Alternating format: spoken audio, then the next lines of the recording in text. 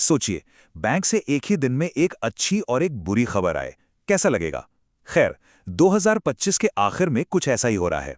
एक तरफ सेविंग्स पर इंटरेस्ट कम होता जा रहा है और दूसरी तरफ लोन लेना सस्ता हो गया है। मतलब बचत करने वालों के लिए बुरी खबर और कर्ज लेने वालों के लिए अच्छी। सवाल यह है कि ये दोनों उल्टी चीजें एक साथ कैसे हो रही हैं? स्क्रीन पर जो नंबर्स हैं वो इस कहानी को और साफ कर देते हैं।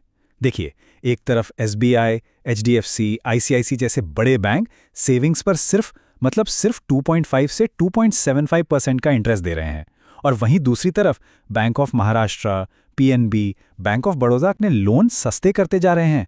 मतलब सीधा है, पैसा बचाने वाले को कम मिल रहा है और कर्ज लेने वाले की चांदी हो रही है। तो फिर सवाल वही है, ये जो दो अलग अलग एकदम उल्टी दिशा में जाती हुई कहानियां हैं, इनके पीछे की वजह क्या है? आखिर कौन सी एक कड़ी है जो इन दोनों को जोड़ रही है? और इसका जवाब हमें मिलता है भारतीय रिजर्व बैंक यानी आरबीआई के फैसलों में।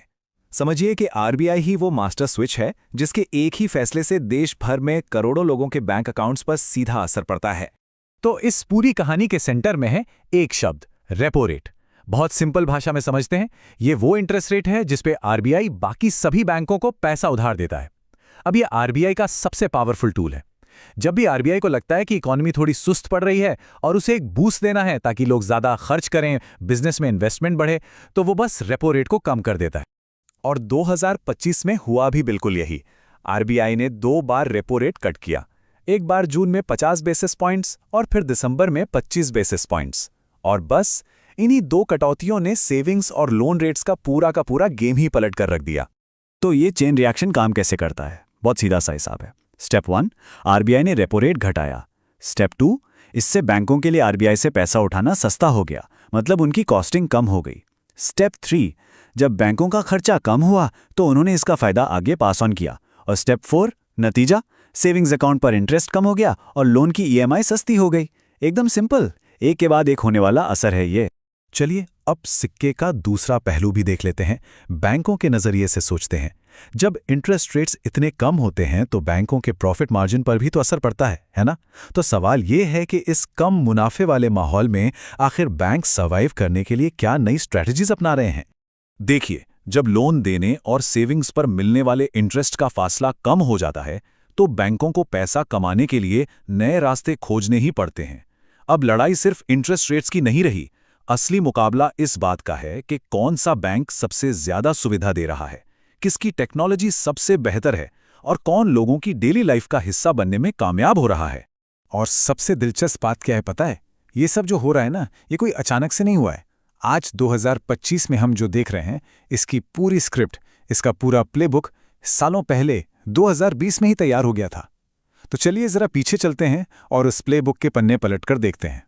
प्लेबुक का पहला चैप्टर और सबसे बड़ा दाम था डिजिटल ट्रांसफॉर्मेशन। सीधा सा फंडा था, बैंकिंग को ब्रांच से निकालकर हर सर्विस को सीधे कस्टमर की जेब में, उनके फोन में डाल दो।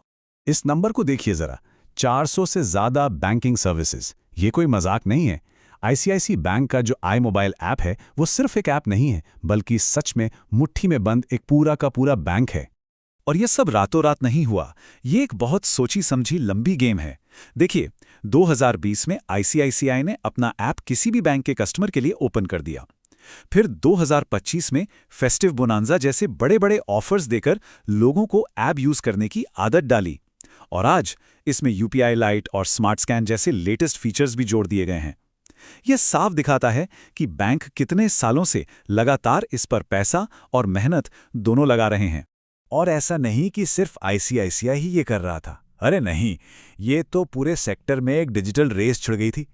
2020 की ही बात है। Canara bank FX for you ले आया ऑनलाइन फॉरेक्स के लिए।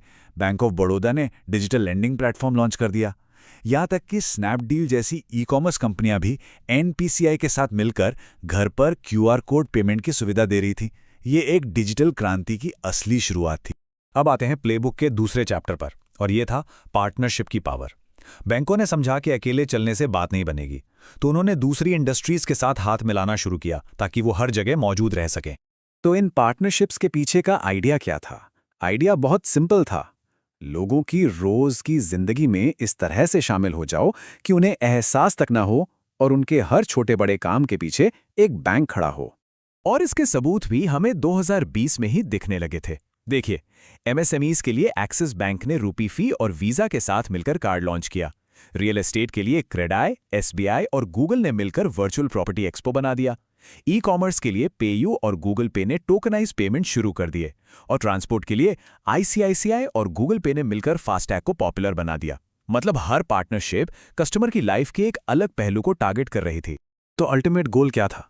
एक इनविजिबल इंजन बनना, एक ऐसी पावर जो घर खरीदने से लेकर गाड़ी का टोल चुकाने तक हर एक ट्रांजैक्शन को पीछे से चला रही हो, बिना दिखे। तो ठीक है, बैंकों की स्ट्रैटेजी तो समझ आ गई, लेकिन इन सारे ट्रेंड्स का एक आम आदमी की जिंदगी पर क्या असर पड़ रहा है? सुविधा तो मिल रही है, जबरदस्त मिल रही है, लेकिन क्या इसकी कोई कीमत भी चुकानी पड़ रही है? ये टेबल एक तरह से पूरी कहानी का सार है। देखिए, रेट एडजस्टमेंट का मतलब क्या है?